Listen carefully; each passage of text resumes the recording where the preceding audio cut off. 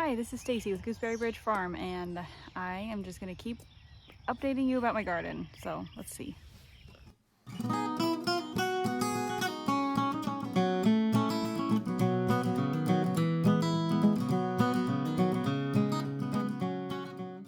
All right, behind me just now in front of me, these are our peas. They're looking good. They started making peas. In the past, we've only planted about 15 or 20 pea plants. This year, this row alone has about 100. This, as I was saying, this is our first time growing a lot of peas. So we're trying to figure out a more efficient way to find them all, because they're kind of hidden in this mess, even though they're trellised. So the kids are helping me. Say hi, guys. Hi. And this is only our probably third day of harvesting peas. We've got lots of flowers, and we've got our tomato plants tucked in between them. Like we talked about on the last video, these peas have grown a ton, so I really hope my experiment of interplanting them works. Here's a tomato plant, there's a tomato plant. It's harder to check on the tomato plants. There's one, those are getting taller. And the other thing I've noticed is that there's another one. The tomato plants are more protected, not only because of the trellis that the peas are on, but the peas are just kind of protecting them from winds and heavy rain. There's another one, and this one is kind of growing in with the peas, so that'll get interesting, I'm sure. This row, the tomatoes have a little more space and light. I think that might work better than the very intensely planted first row. But we'll see. We'll just see how they all come out at the end.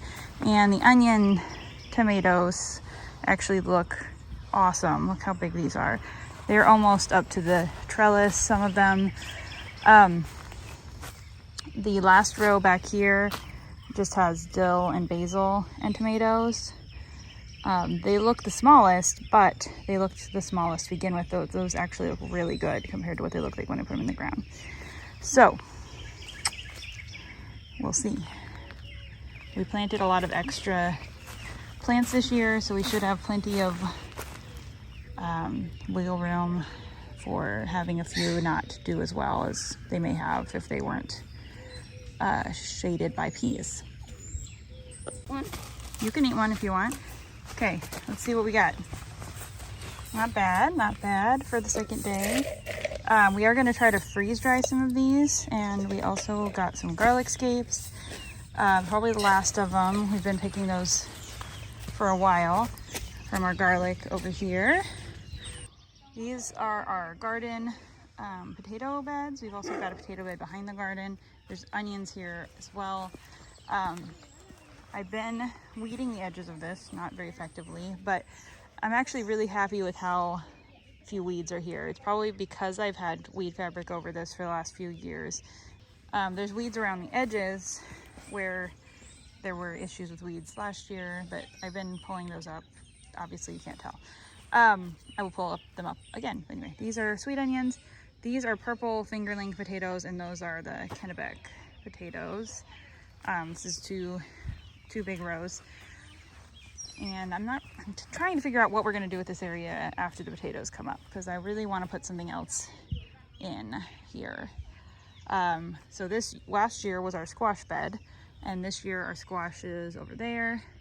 And the new expansion, that's actually mostly zucchini, and then these are daffodils that were already there. I went around them with the weed fabric. I'm going to put a piece of cardboard probably over this, and that's going to be the path into this part of the garden, because the gate used to be over there when there was a fence, and now the path is a little awkward, but I know I'm going to want to cut across, so I'm going to put a little path there and hopefully be able to cut across, especially after the onions are out. Where the garlic is, we'll probably put a round of bush beans, and then there's some more squash over here. These rows are dry bush beans, so we just leave them until they're all done. They were planted yesterday, so there's nothing coming up yet.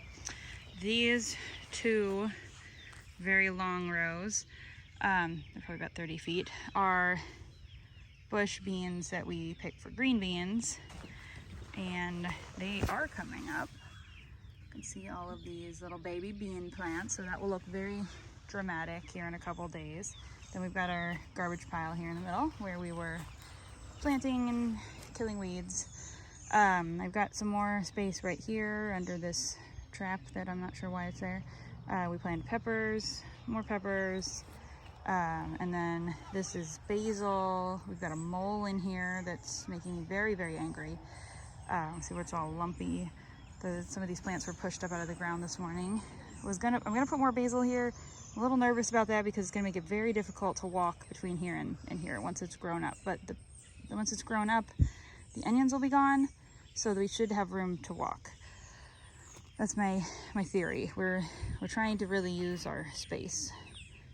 More peppers, those are beans.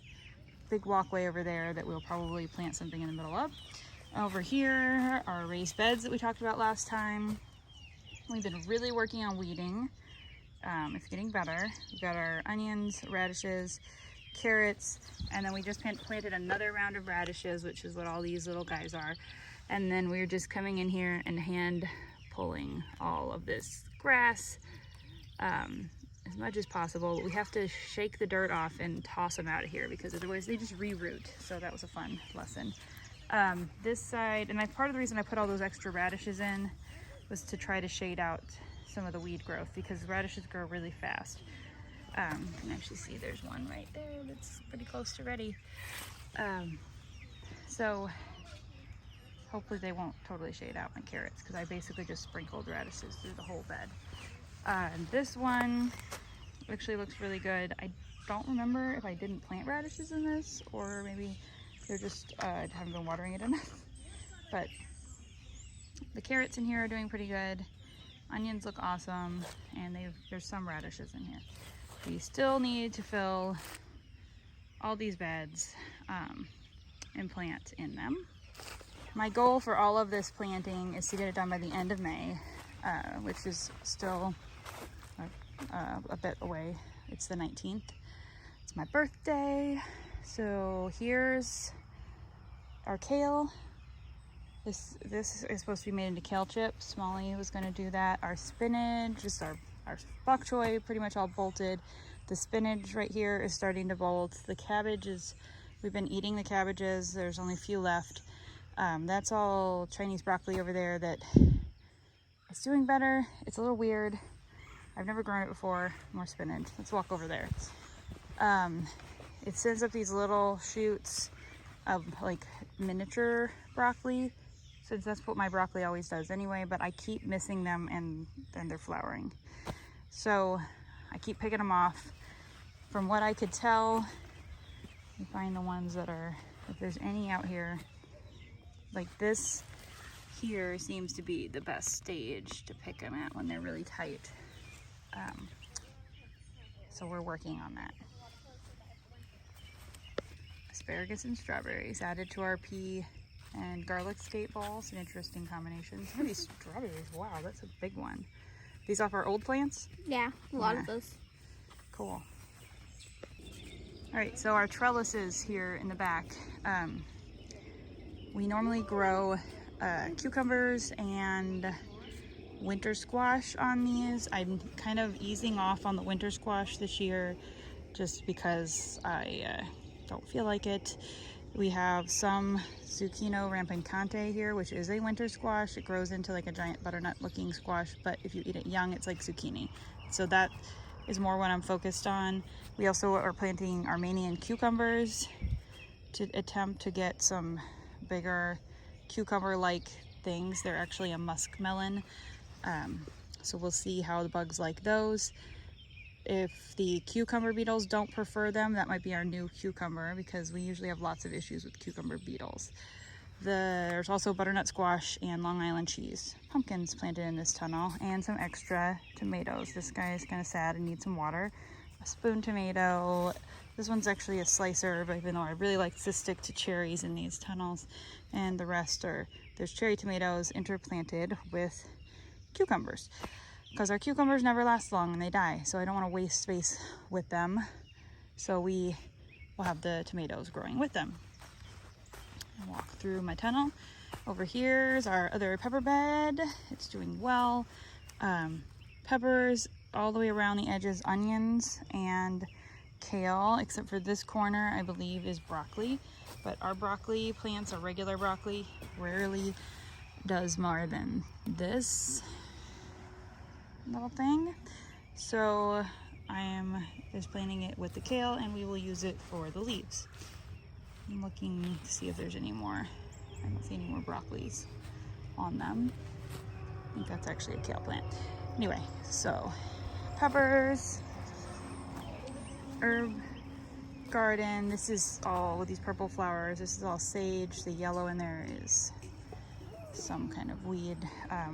Comfrey, mugwort. This path is going to disappear soon, but I'm going to use it while I can. I just put these sweet potatoes in this tub last night. I was trying to start, I usually grow sweet potatoes in all these tubs, but we only got a few slips this year from our sweet potatoes, so we just will only have probably these 2 tubs. I've got a few more that aren't quite ready to come out. And we just rearranged these tubs last night to try to make more room because it was all very crowded. Last year, the tubs were over there, and now, here, I gotta get on the other side. They were down here, and this just stopped, but there's tubs here. So we just expanded this row instead of putting the tubs back there and moved them into what was a nice little area over here where with nothing. So this tub is full of rosemary. We've got 2 empty ones here that I'm not sure yet what I'm going to put in, and 3 over here that need a bit more dirt. I've been weeding them. This one is full of volunteer chamomile and cilantro, and more cilantro and more chamomile, and clearly more weeds. I've been just pulling the weeds and dropping them, and then I have to wait and see what dies to know what I pulled. And my other volunteer chamomile here, it's all blooming and beautiful and it's giant. I have a whole row of chamomile that I started this spring, and none of it is this big. This one is obviously very happy being so large and having overwintered in the garden.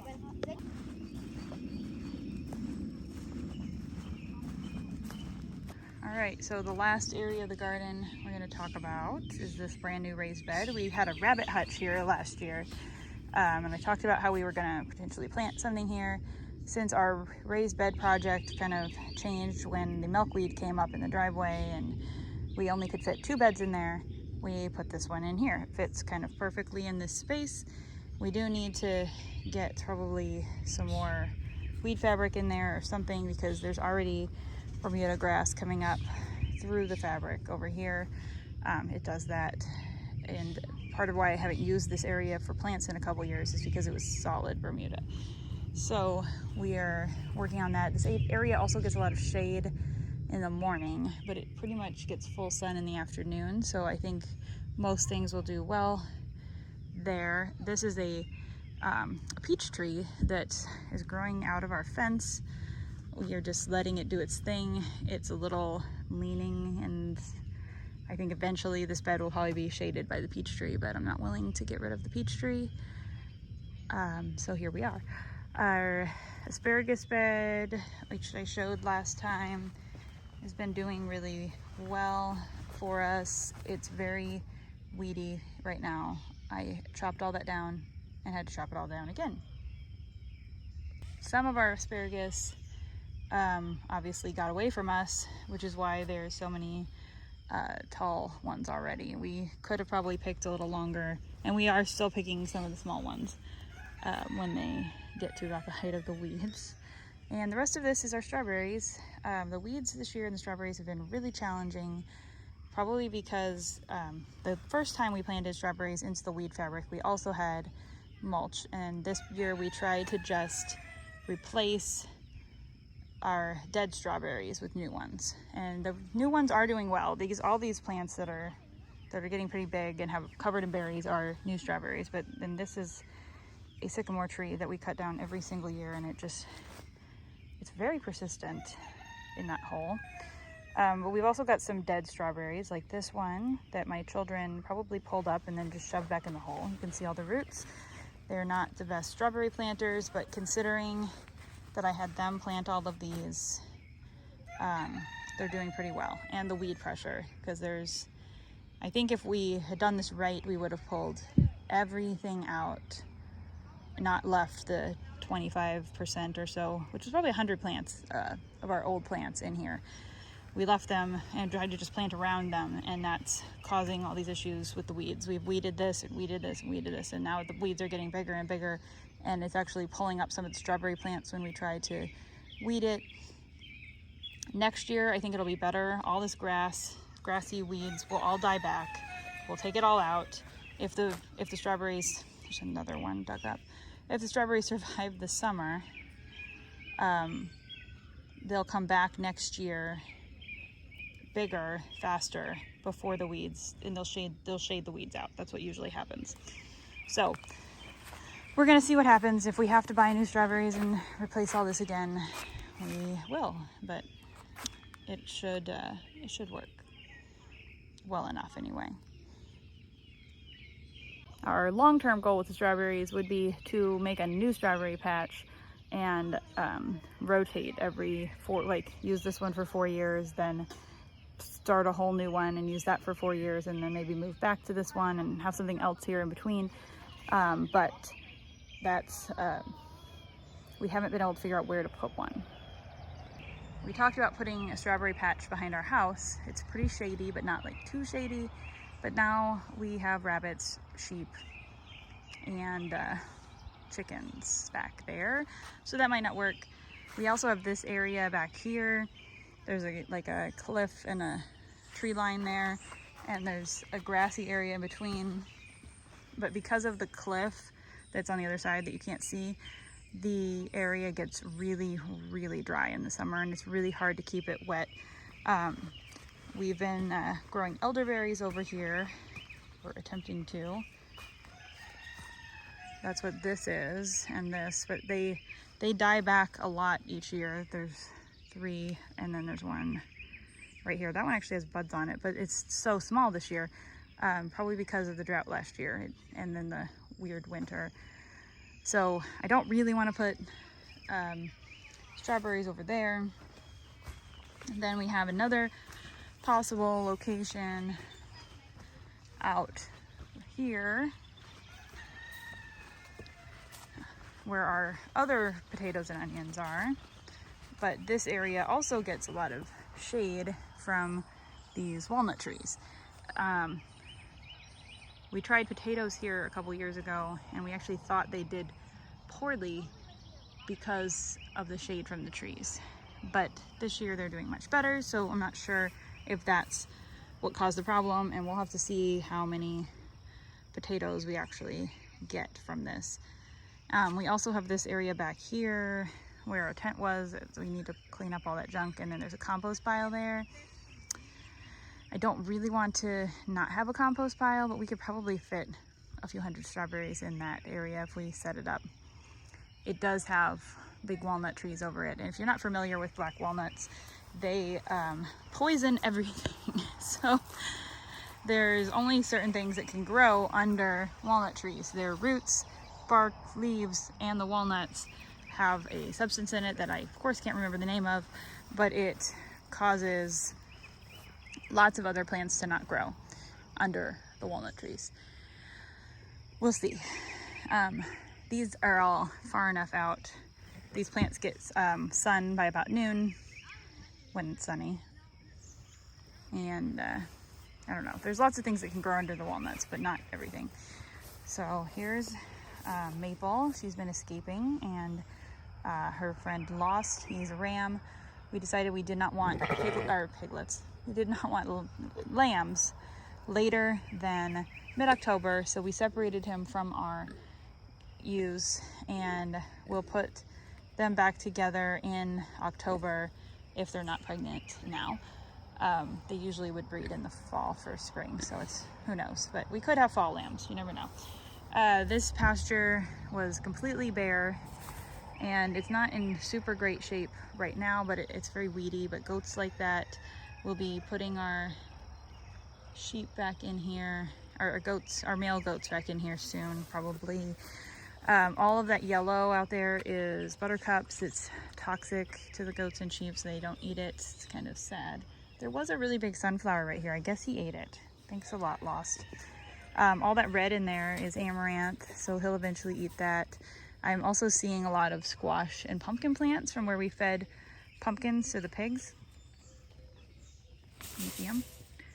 And there's also more sunflowers in there, so maybe some of them will make it.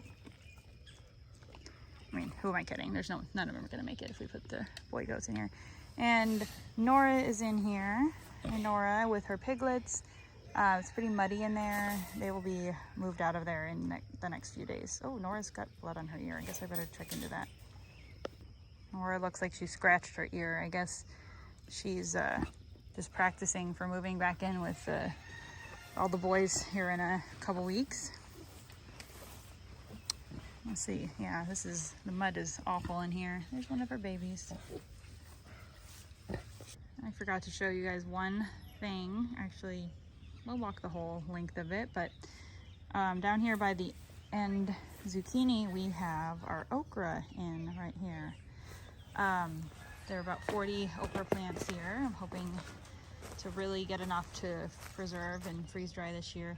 There's also a couple other zucchini plants here, and this is okra that we're trying to see if it's gonna make it before we plant it. So we're probably going to do a little bit more out here, trying to like envision where the path will go this way. This is the path I was talking about to go that way. Big zucchini bed. And then we need to leave enough room to walk here, but we don't need all of this. So we might walk along here, but plant some more okra there or something. Who knows? Maybe some more peppers. We have lots of things to plant. And I need to get some more beans planted here. I gave Robin a bag of beans the other day and let him plant some. Our volunteers are doing okay there in the middle. I think we're down to 2, and the others have been eaten by slugs, which is my main struggle with planting beans in this area. Because we use cardboard and keep mulching it to try to keep the grass from growing in there, it's there's a big issue with slugs this time of year, and roly-polies. Everybody talks about how roly-polies are no big deal, but they are overwhelming in my garden because of all of the they're decomposers, and they are supposed to eat dead things or dying things, but they eat everything here. Like, they are always eating the lower leaves off my plants. So this area, we put the weed fabric down after weed eating it again, and I feel like it's going to be hard to get this grass to stop persisting. So we're going to just leave this with no holes in it for this year, just like we did at the other end. It worked pretty well. I kind of want to just go ahead and weed fabric all of this so I don't have to mow this little side of the garden, but for now I'm not. We planted beans all in here, no cucumbers, no squash. We will put some loofahs like in the corner to climb these fences and hopefully not get weed eated by me. I'm also going to put some kind of like fence or netting up here so that the beans can all climb up. All right, I'm going to close out this video, and I will see you guys next time.